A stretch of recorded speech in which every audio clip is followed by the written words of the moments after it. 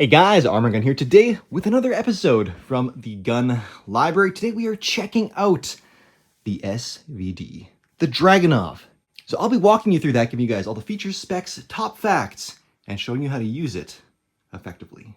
Let's get gun-pilled with another dose of gun education. Hoorah, fam. Look at this beautiful rifle. Man, the Dragunov is just the epitome of elegance for an AK, which it's not, and still has that rugged, just beauty. Ah, I love this thing. I've always been a huge fan of the Dragunov. I gotta pop my camera right here so you can really... This is a long gun. This thing is 48 inches long, 10 pounds, 4.5 kilos roughly. But yeah, this is a long stick, and it reaches out there. Anyways, guys, not an AK.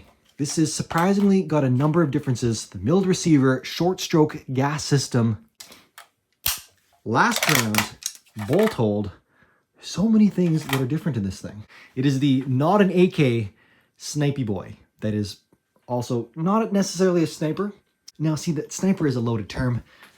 Even though SVD stands for Sniper Rifle of Dragunov, more or less, wasn't really designed to be a sniper rifle. It is actually widely accredited as being like the first designated marksman rifle, like the first ever, and apparently went on to inspire Western powers to adopt something similar. Looking at you, EBR, aka the Mark 14, aka the gun so many gamers are in love with. Accuracy should have been around 1.5 to 2 MOA. If you want to tame your own dragon, so to speak, the Zastava M91 is a commercially available variant stateside and in Europe, about $3,200 US for those. Internationally, SVDs, Russian SVDs, are probably in that 4,000 to 5,000 euro range-ish, depending on condition. There's, of course, the Tiger, which is the commercial variant for less, and the NDM86, which is the Chinese copy, which also typically sell for less, probably about half. Now, if you're talking stateside, pre-ban stuff, wow. Get ready to turn out your pockets. A Russian SVD will typically fetch 35K plus USD, and the Tigers and NDMs are probably around 10. Question of the day, would you rather have the Mark 14 EBR or the SVD? If you had to be a designated marksman deploying, which one would you take? I'll answer mine at the end.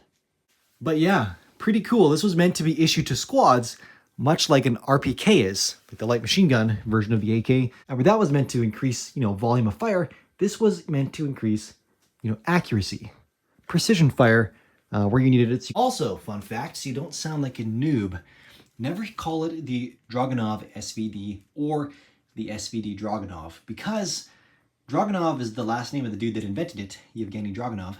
And the gun, therefore, has sort of been nicknamed the Dragunov. But the technical term is the SVD thing. Anyways, if you say SVD Dragunov, you're saying Sniper Rifle of Dragunov, Dragunov. So don't be a tool. And the Dragunov was chambered in 7.62 by 54R, R standing for rimmed. And I'm just realizing that that's not what this is. This is 308. Shit. There we go. There's your honkin' big rim. So next to 12 gauge, 7.62 by 39, that's the AK round. This is 7.62 Tokarev, which was the Russian pistol submachine gun round. We've got 9mm next to it. And this is a squashed 9mm. Man, I picked crappy ammo. There we go. Now we have our ammunition comparison.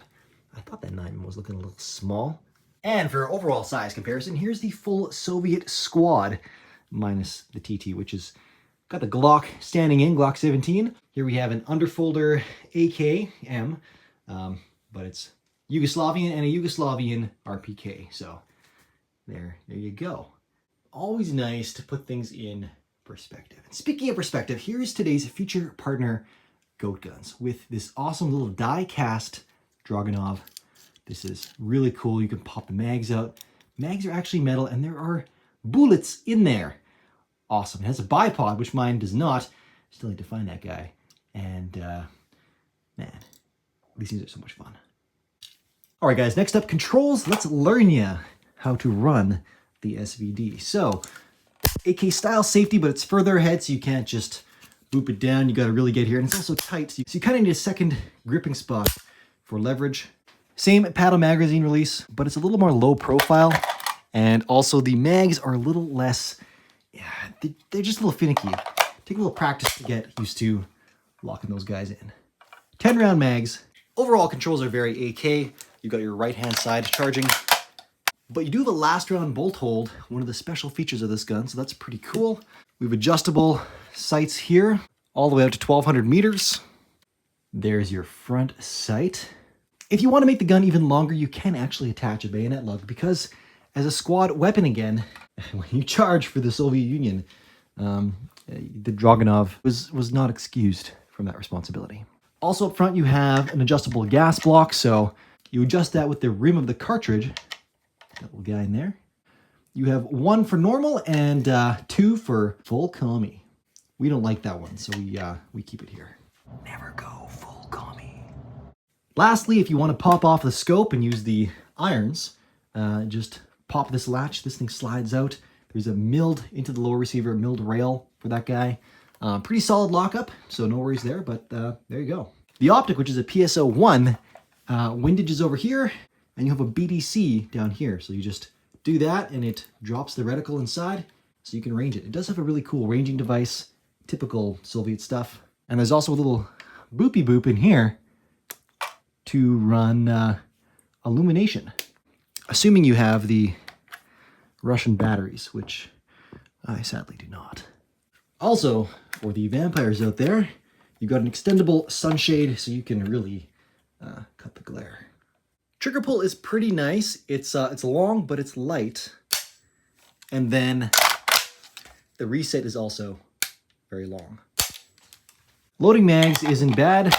Just watch for rim lock. You don't want to get the rim behind the rim of another. Always rims ahead of the last rim. Rims out for Harambe. Like so. All right, guys, ergonomics. So balance point is kind of right around here, which is very different from the Thompson in my last video, which was kind of over the pistol grip. So in this case, you've actually got a lot more weight being supported by your support hand. Still very nice to shoulder. It's got a pretty small length of pull, so it's pretty comfortable to get behind. You can kind of squeeze up behind it, but you do have all of this out in front of you. Still nice, thin profile handguard. You can get a really good grip on it. You can get out there. It's just holding this on target, steady, a little more fatiguing. You definitely feel it in your support hand when you do feel it wanting to pitch down on your primary hand. With that said, the grip angle is nice. It is a small grip, but everything just fits. Everything fits really well. Overall, I would describe this rifle as being very nimble. It just feels like, apart from being long, so long, it does just feel very handy. Recoil is not bad. It's still a 10-pound rifle, but it's firing a very potent cartridge. And then otherwise, as I mentioned, mag changes are a little awkward. You just have to practice them, and mag loading is great, so not a big deal. Special features, you know, we have the last round bolt hold. That's really nice. The other thing is actually, this has an auto sear in it. Kind of. It functions as an out of battery safety, but it's this same technical part that most machine guns have, so that on full auto, once the bolt fully closes, the hammer is then tripped, assuming your trigger is depressed, and fires. You can hear that right there. For your ASMR review, it's not the safety. It is very possibly the action, not the magazine. But I think it's right here. Cycling the action with that extra auto trip in there. Oh, it's AK, but it's a little extra. And that makes it the most ASMR-y satisfying element of the Dragunov. Now, how about some issues for this guy? Well, one thing is accuracy. Going so lightweight, you have to sacrifice a lot of things, such as barrel weight and other things that really help lock in the accuracy and help you get a really repeatable, accurate firearm. For some reason, they also went with a full 24-inch barrel. I don't understand why. They just had to get max velocity, full send. But the combination of a really thin profile barrel and a really long barrel can typically mean poor harmonics. So when you shoot, things move around a little bit more and it messes up follow-up shots, or there's a bit of barrel whip and that sends bullets a bit astray, not realizing their true potential that they could otherwise have. And that's why later versions of this gun went to shorter, thicker barrels. The other problem is such a thin profile. After a handful of shots, full power rifle cartridges like this round definitely heat the barrel up. As the barrel heats up, you get something called point of impact shift, and that's going to change the impact, the location of your bullets. Another issue, and this is also a positive, is the flash hider is open prong all the way around.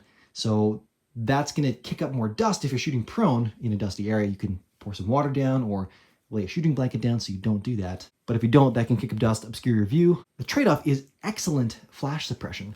Not to mention the long barrel in the first place. You don't have a ton of unburned powder because it's very efficient, but that's one of the many trade-offs this gun does. And honestly, that's the positive. This gun manages the balancing act, the fine balancing act of firearms design so well. Yevgeny he nailed it with this thing. This is just the right balance of so many different attributes that just ultimately made this such a successful and significant firearm in the world, and led to many other developments following it. Is this thing still relevant today? Absolutely. This thing is being used a lot in the current theater of war, which we'll refrain from getting into in this channel, but yeah, safe to say this thing is seeing a lot of action. Though there are further modernized versions of it, there's the SVD-M, shorter barrel, thicker barrel, folding stock, polymer furniture, or I think rail top cover, ability to work with modern optics and accessories. So that's very cool. I would love to track one of those down someday. That'd be very cool. My answer to the question of the day is I would absolutely take the SVD over the Mark 14 EBR because reasons. Anyways, that gun you love to hate.